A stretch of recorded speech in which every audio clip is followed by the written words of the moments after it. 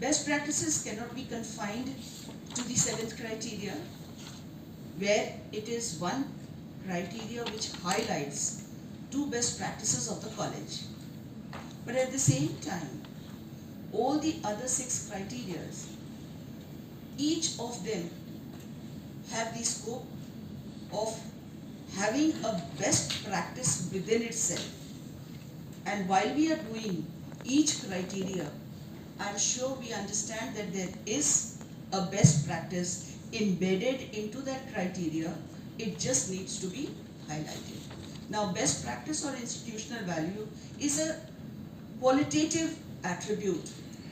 The first part of the SSR, when we are all doing, as she said, is only about the data, the templates, and whatever we are uploading as documentary proof and numbers. I think all of us have been geared now to do that, which is a part of a rigorous exercise. But in this rigmarole of producing that data, there is so much of energy, management, time, that each one seems to be saturated with the very concept of preparing the SSR. So the problem with all of us as teachers or principals in administration is that we sometimes tend to lose sight of what we are doing because we are in the process of documenting.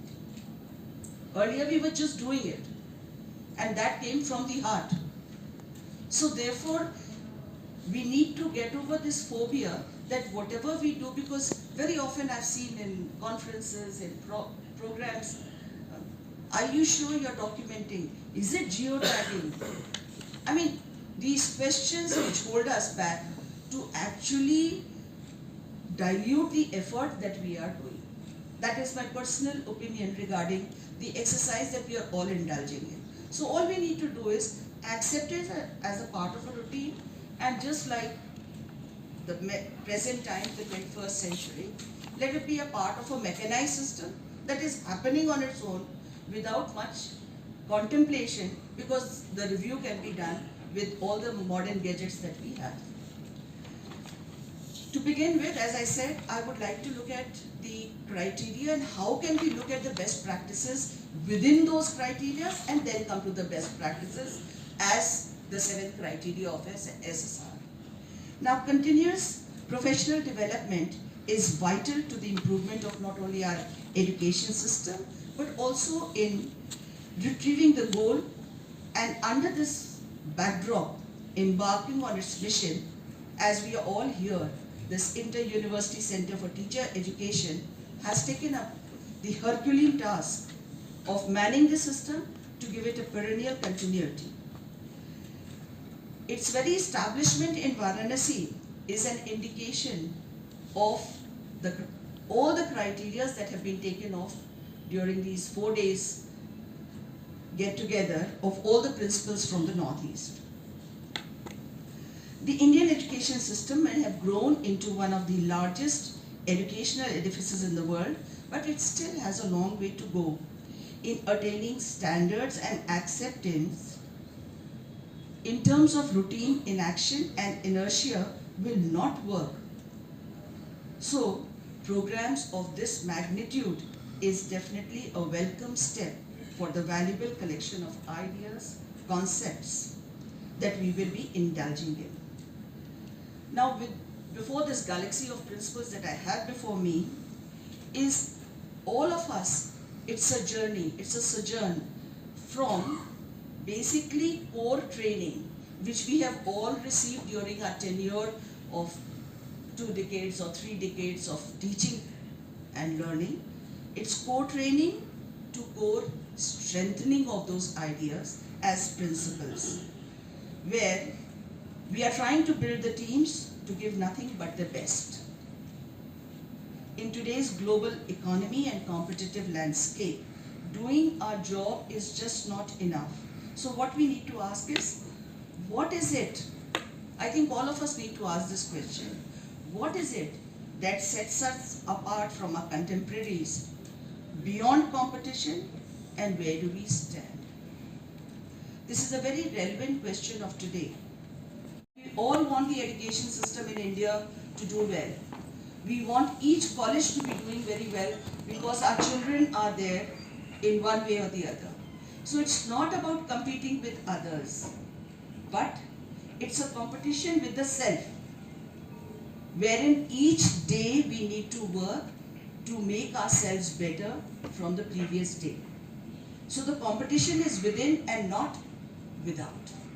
And let us all understand this, that even in this review of NAC, it is a competition with the self to display, to prove where we stand apart from the others. Besides competency, it involves our ability also to be able to understand the spectrum of a team and how to play the game. Game can be, defensive as well as offensive. It's not much about defense. It's about being on the fence because that is what actually points to the colleges. So, being defensive is not really a good measure when it comes to today's prevalent system of education. Best practices as used by NAC is definitely far broader in meaning rather than being a merely superlative degree of comparison. It says because they are the best, not as the individual level, but best as what? As Madam just now highlighted, as practices. The kind of practices that we indulge in, that is very important and which is meant to enhance quality. These characteristics may be treated as criteria. All these characteristics, and that is where the role of the 7 criteria with best practices comes into being. Each criteria at the individual as well as the collective level defines the best practice, although the separate criteria stands out with a format. I think you're all aware of it. But the institutional best practices in each criteria elements of best practices contribute towards efficient and effective functioning. So I will look at the first criteria a little in details and the rest we can simply point out. I think all of us are already indulging and we don't need to spell it out. See, if you look at the first criteria which talks about curricular aspects, all of us know that. Now there if you look at it, the practice of criteria wise, it can be taken into 2 broad categories of being universal as well as contextual. When I say universal, what does it refer to? It refers to excellence, value, values, and of course, a good orientation and process building. When it comes to excellence, it is in academic context. The strategies we formulate because the courses are already spelled out, especially coming from colleges. The university already has its curriculum. But how do we reach that higher knowledge? Through strategies, pedagogic strategies that are delivered to the learners. Because the whole focus today has shifted from the teacher-centric to the learner-centric. The maximum emphasis is on student-centric activities. So when it comes to excellence, this is what we are left with, the kind of delivery or the patterns which we adopt in order to render 50 marks out here. So that means, and strangely enough, when I was exploring this and reading it again and again, I realized that it is this criteria which can be handled with a little creativity and intelligence, having least financial constraints. We could do many things in this without demanding too much of financial help, because we have our limitations in finance, some of the colleges or as such. So therefore, I think this is one wonderful criteria where our attitude will matter most in bringing about this pedagogic change within this criteria and acquiring those marks also, which is much needed. You see, in this case, what we can take up in teaching learning, or what is very much emphasized by NAC if you look at it, in terms of even best practices. We all know, I think all of us know this, that NAC has prepared a list of about 200 or something, best practices as kind of guidelines, and with its format it comes along with the glossary that it uses. Now, those best practices take in cognizance all that we are talking about in the various criteria only. So imagine if all of it is a part of some criteria or the other.